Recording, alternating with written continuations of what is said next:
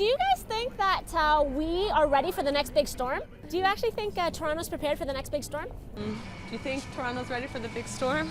I think maybe some people are ready for a big storm, and then there's a lot of really vulnerable people downtown on our streets who are not ready. It kind of worries us, but It's scary. No one knows to be ready like next year, right? Yeah. So that's kind of freaky. I do actually, yeah. Yeah. Definitely. Toronto's ready to go. Is Kingston ready for bigger storms? Yeah, we are. Yeah. Yeah. I live in North York, Okay. so we only lost power for 4 hours, and that was it. In the last year, Canada's largest city has witnessed both flooding and a major ice storm that took out power for days at a time. Are we really ready for the next big storm and increasingly violent weather? What must we do? And what are the consequences if we don't?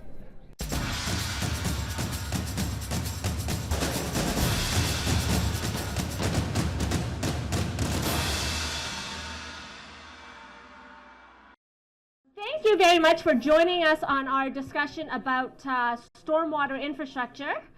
And it's a very important topic given everything going on. We had a nice big storm in Toronto in July, and we know that storms are getting more frequent and worse, and as the unfortunate situation in the Philippines is illustrating for us, and quite vividly actually. So we're hearing a lot about these 100-year storms occurring much more frequently, every 5, 8, or 10 years. Do you think Canadian municipalities are well equipped to deal with these storms? Current standards are based on the 100-year storm, and all of our infrastructure is built on that basis. Unfortunately, in order to change that, it requires sort of rethinking where everything's at today, and that's a fairly onerous process, and of course with everything it incorporates funding, and funding is based on how we size things. One of the very first steps and one of the turning points for Ontario, for all municipalities in Ontario, actually came when Hurricane Hazel hit. And I say that because that storm had such great impact that it forced, I think it actually forced the province to look at what informally groups were doing, like citizen groups were doing around conservation, to form the Conservation Act. Chris mentioned that Hurricane Hazel was sort of the first big thing that brought stormwater management to the forefront. There was recognition that we needed to do flood control. That was the first kick at the can, and then over time things were built to deal with flood control. Then it became apparent that that wasn't necessarily sufficient. So this has been sort of an evolving thing over the past 50 odd years.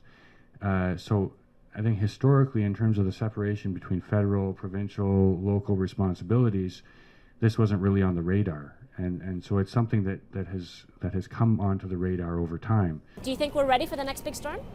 Definitely not. No? Why not? Because some people who had damage, especially people who had damage with like hydro and like water pipes, maybe their water pipes were frozen or popped, and then, so they would need more time to repair. And if the next big storm was to come, it definitely wouldn't be now, maybe in a couple more years. I think if we can help, then I'm willing to pay for it. If there's something that will make things better for a lot of people, then I'm willing to pay for that. If that means higher taxes, I'm okay with that. You always hear, well, your taxes aren't going to be raised from different levels of government. We won't raise your taxes. One of the things that is certain is that an assumption that's made is that the federal and the provincial level of government just assume things can go onto the property tax. Most municipalities we were finding through this study that most municipalities were just putting increases into the property tax to manage stormwater infrastructure and to try to increase the capacity of stormwater infrastructure. I don't think anyone, like you, myself included, if we were to be asked, we don't want to hear that there's going to be an increase either on our property tax or an increase on any user fees. So what we have done and what we're prepared to do as a council and what we've been doing all along is to get as much information out to the public and out to businesses as possible.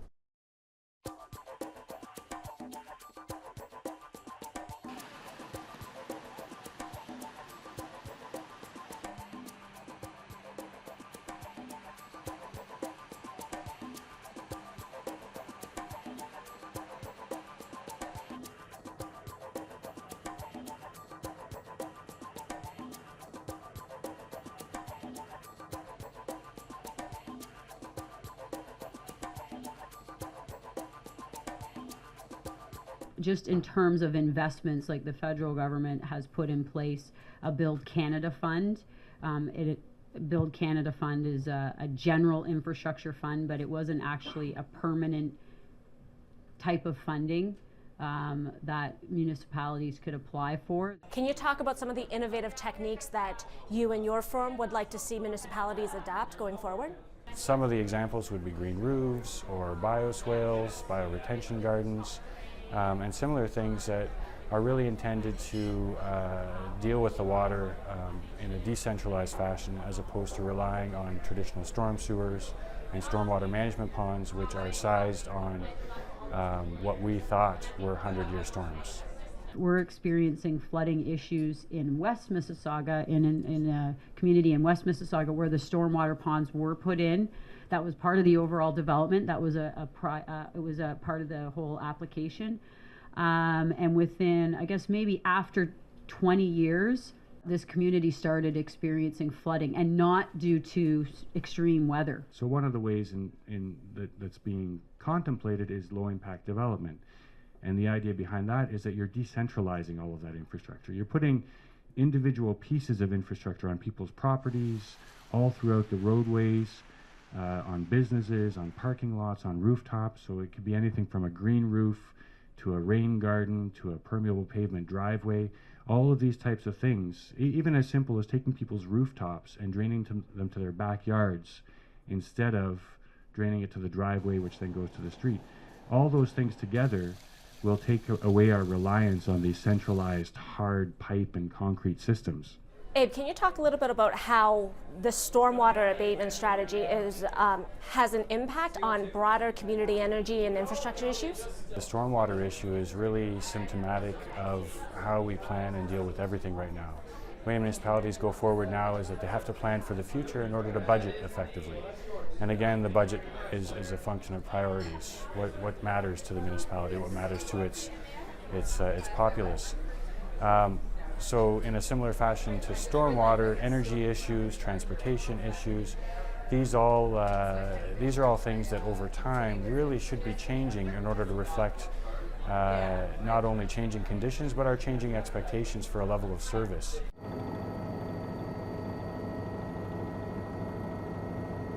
Cities have to plan for the future. They have to plan for how they think they're going to grow.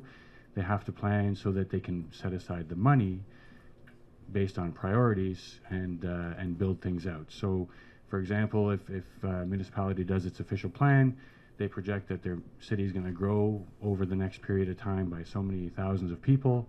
That's going to require so much additional infrastructure. They need to set aside the money to build that infrastructure. Interestingly enough, municipalities own about 65% of the infrastructure in a municipality, and based on legislation are required to maintain that for the viability of the communities. When it comes to these extreme storms, they're definitely having an impact, a social impact, an environmental impact, and an economic impact on municipalities. And it's important that all levels of government are working together along with other partners like the conservation authorities to address the issue, the impact that climate change is having, the extreme storms are having on infrastructure. We have the regional council and the city council and the conservation authorities. This is the first time they'll be coming together in January to bring a report. They're all going to work together